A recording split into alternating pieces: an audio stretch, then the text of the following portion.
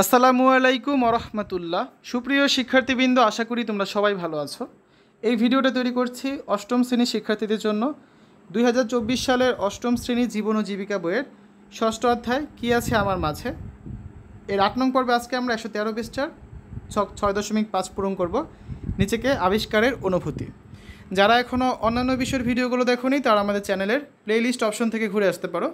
সেখানে অষ্টম শ্রেণীর বাংলা, ইংরেজি, গণিত, বিজ্ঞান, ডিজিটাল প্রযুক্তি, স্বাস্থ্য সুরক্ষা, জীবন ও জীবিকা, ইসলাম শিক্ষা, শিল্প ও সংস্কৃতি এবং ইতিহাস ও সামাজিক বিজ্ঞান প্রত্যেকটা বিষয়ের জন্য আলাদা আলাদা করে প্লেলিস্ট তৈরি করা আছে। তোমাদের যে বিষয়ের ভিডিও দরকার খুব সহজেই তোমরা এখান থেকে দেখে নিতে পারবে। আয়নায় নিজেকে আবিষ্কার করি। আমরা অনেকেই জনসমক্ষে কথা বলতে গিয়ে লজ্জায় পাই, কিন্তু কখনও দ্বিধাদ্বন্দ্বে ভুগি।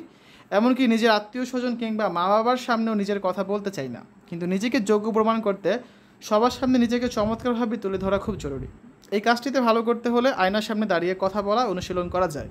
এতে নিজের খুদ বের করা সহজ হয়, পাশাপাশি ভুল উচ্চারণ, অঙ্গভঙ্গি ইত্যাদি নিজেই সংশোধন করা যায়। এতে নিজের উপর বিশ্বাসও বাড়ে। এমন হতে পারে প্রথম দিনের অনুশীলনে অনেক বেশি ত্রুটি ধরা পড়েছে, তাতে মন খারাপ করার কিছুই নেই। যারা তোমাদের আশেপাশে আছে তাদের কথা বলা লক্ষ্য করো।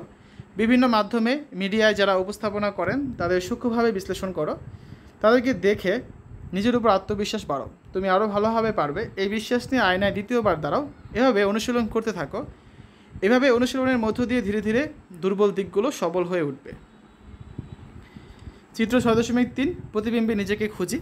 তো এখন হচ্ছে আমরা 6.5 পূরণ করব। আয়নায় নিজেকে আবিষ্কারের অনুভূতি প্রথমবার, দ্বিতীয়বার এবং তৃতীয়বার, সেটা হচ্ছে আমাদের এখানে লিখতে হবে।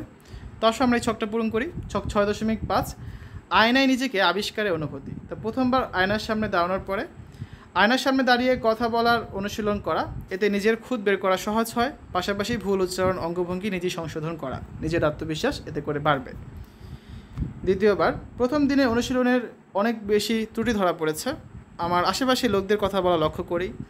বিভিন্ন মাধ্যমে যারা উপস্থাপনা করেন তাদের সূক্ষ্মভাবে বিশ্লেষণ করি। তাদের দেখে নিজের আত্মবিশ্বাস বাড়াই। আরও ভালোভাবে পারবো এই বিশ্বাস নিয়ে আয়নায় দ্বিতীয়বার দাঁড়াই। এরপর হচ্ছে তৃতীয়বার যখন আয়নার সামনে দাঁড়ালাম তখন জনসম্মুখে নিজেকে উত্থাপন করার প্রতি সম্পূর্ণ বিশ্বাস আমার হয়ে গেছে।